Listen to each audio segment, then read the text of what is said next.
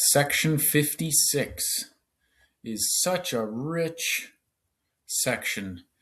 There we could spend hours and hours going over and fleshing out and discussing the concerns and the debates and the issues that Tennyson wrestles with in section 56.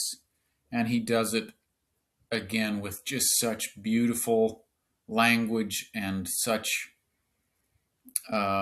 verbal dexterity. I feel like it's so impressive the way that he handles heavy topics in just inspiring language. There's a lot to go over, and I'm going to add one more thing here. I've mentioned a faith crisis a few different times in these earlier videos, and this feels like the right time to kind of expound on that. And it will continue. It will come up again and again through the end of the poem. But briefly, faith crisis or a faith deconstruction are terms that are used. Maybe betrayal trauma is another term that gets used for this idea. This idea that you're taught one thing, and as you grow, you gain experience, and you see that that thing that you were taught is not true. Or it seems not true. This often is in the context of religion. You're raised in one faith. You're taught some things in your home and in your church. You grow into adulthood. The world looks different than when you were little. You sometimes feel betrayed, and you wrestle with this conflict between what you believe and what you see, and it can be a real challenge, a real hard thing. Sometimes a faith crisis is healing. Maybe it's always a good thing. I don't want to put a blanket statement on it. I'd say it's often a good thing. Whether or not you find that simple faith again, or whether you abandon it, it can depend on what your original faith was. I think I have a great deal of sympathy for, this is not a religious context, but you think about children whose parents use them for their YouTube videos or Instagram reels. They kind of commodify and they sell their children's childhood and innocence to make videos and likes. And these children were in this home, and these parents should be protecting them, and the children's safety and happiness and growth ought to be the parents' top priority. And we see a similar thing with children who are actors and actresses in big movies, that their parents get dollar signs in their eyes and they can't see their kids anymore. All they see is, how can I cash in on this cute little boy or girl that's in my home? And,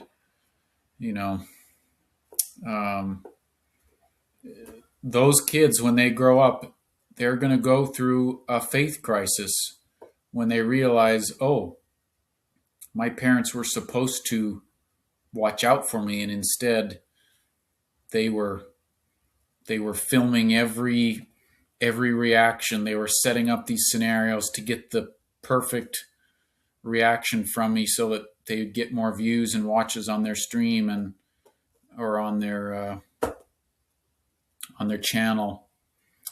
Those children are going to go through a faith crisis, and they should reject the things that they were taught in childhood. If you take this to a religious context, Um, Maybe you're raised in a home with one set of beliefs, and you grow up, you reach adulthood, and you realize that those beliefs were inadequate.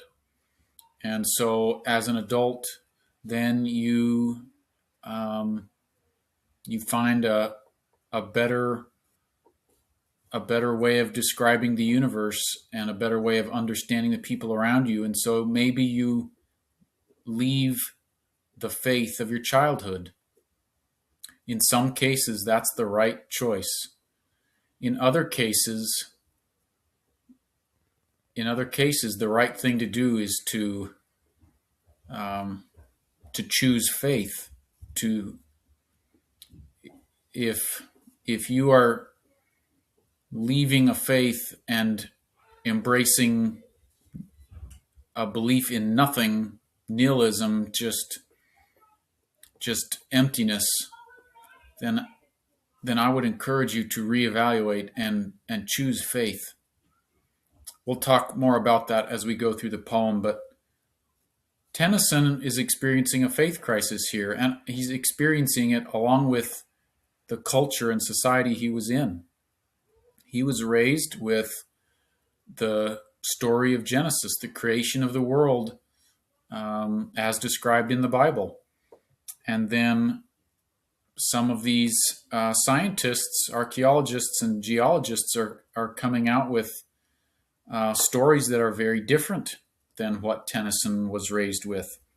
And he's wrestling, well, what did happen?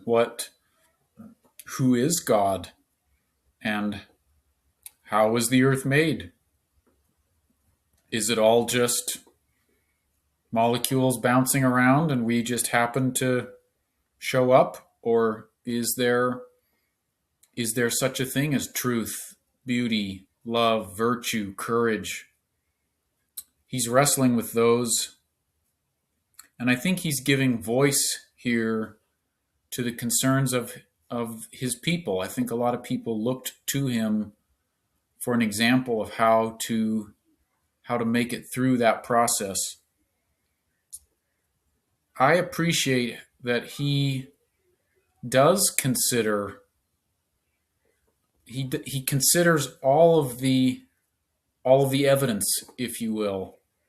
He does not reflexively reject anything that doesn't match with what he believes.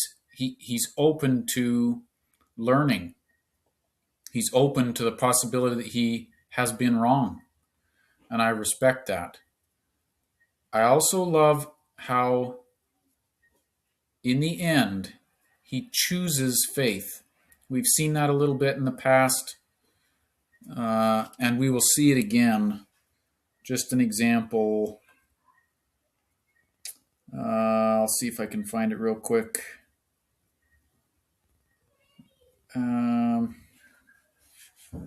We do not know, yet we trust. I'm seeing if I can find that. This is back in 54. Behold, we know not anything. I can but trust that good shall fall at last to all. He chooses to believe without evidence. That's faith. That's what faith is. And we'll see that again. Okay, let's get into section 56. Let me just say, regarding a faith crisis, this is a time to reevaluate what you've been taught. That can lead to a deepened commitment, a settled confidence in the faith you were raised in. That's been my experience. It can also lead you down a different path. And depending on where you came from, that can be the right thing. A crisis of faith is an opportunity to reevaluate, to recommit yourself. I hope if anyone is listening to this and they're in a faith crisis, I would encourage you to make a choice and commit to it.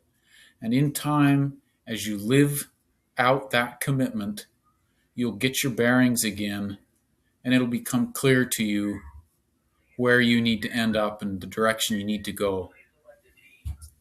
We don't always know what the right path is, and I'd say often we don't.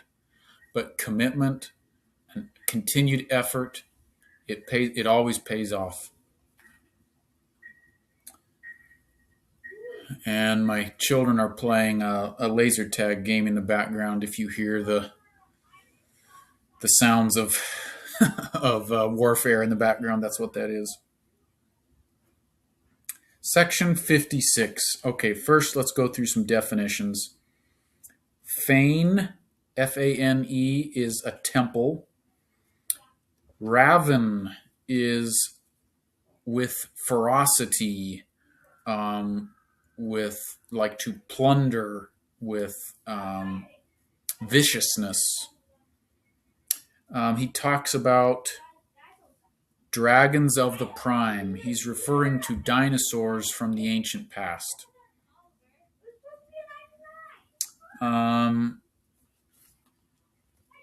This spirit and breath.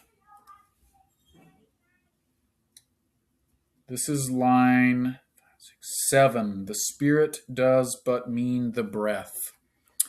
In ancient Greek, the word, I think the word is pneuma. I'm not a classicist. I don't speak Greek. I think the word is pneuma.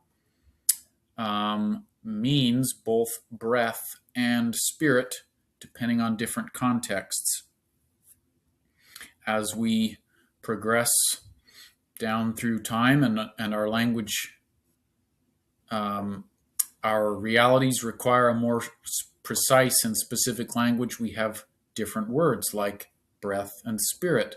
One of them referring to the air moving in and out of my mouth and the exchange of oxygen and carbon dioxide in my lungs. The other referring to an essence of me that is independent of my body, that we believe, or some believe, I believe, continues beyond death, that there's more to me than just my body. So when he's saying, he's speaking here as nature, the spirit does but mean the breath. Nature is saying, there is no spirit, it's all just breath. There's no essence of you. It's nothing more than the exchange of gas molecules.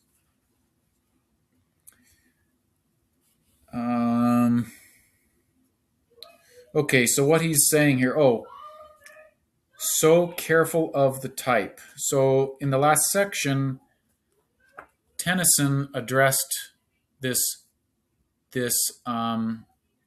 disconnect. We see in Scripture that God is very attentive of the individual and cares for each individual. And then we see in nature,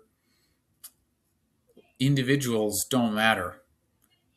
Individuals die, are born and die without, the mountain does not shed a tear if you die in the winter storm on the side of the mountain. Nature, it seems, Tennyson believed, was more interested in the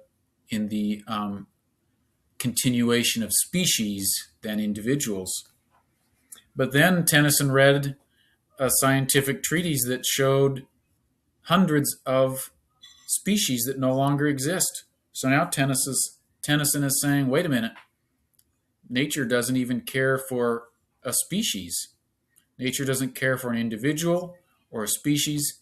Maybe nature just doesn't care at all. Maybe we're just living in a cold, indifferent universe. That's unsettling. From scarped cliff and quarried stone, 1,000 types are gone. That's what he means.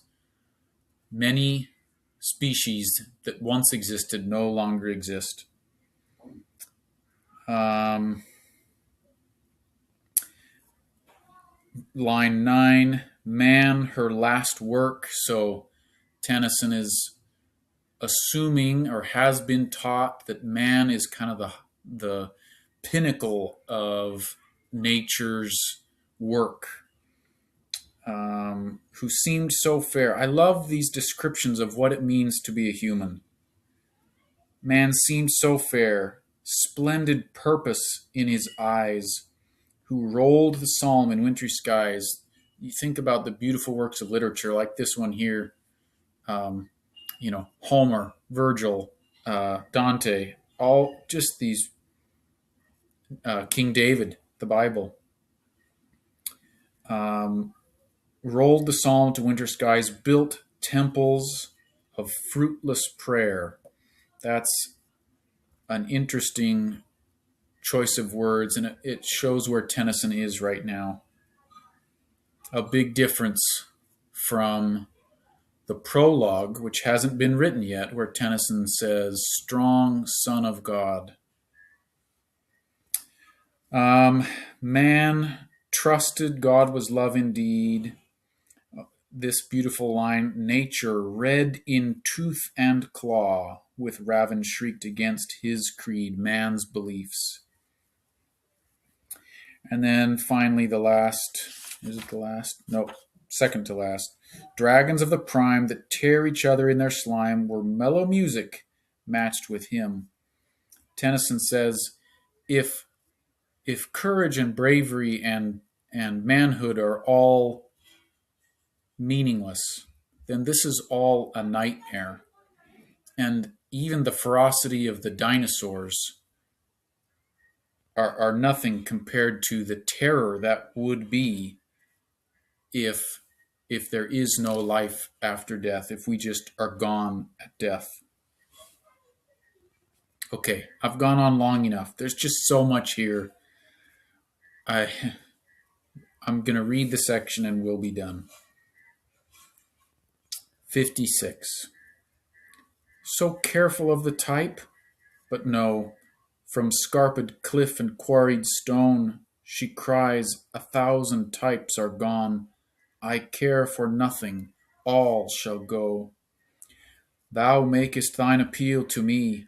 I bring to life, I bring to death. The spirit does but mean the breath. I know no more.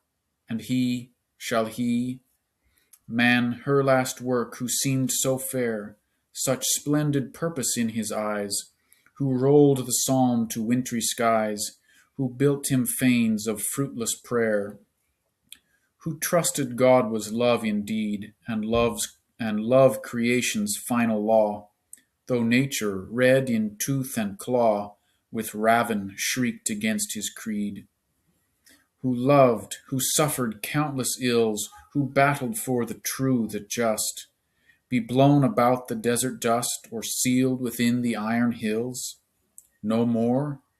A monster then, a dream, a discord, dragons of the prime that tear each other in their slime, where mellow music matched with him. O life, as futile then as frail, O for thy voice to soothe and bless, what hope of answer or redress behind the veil, behind the veil?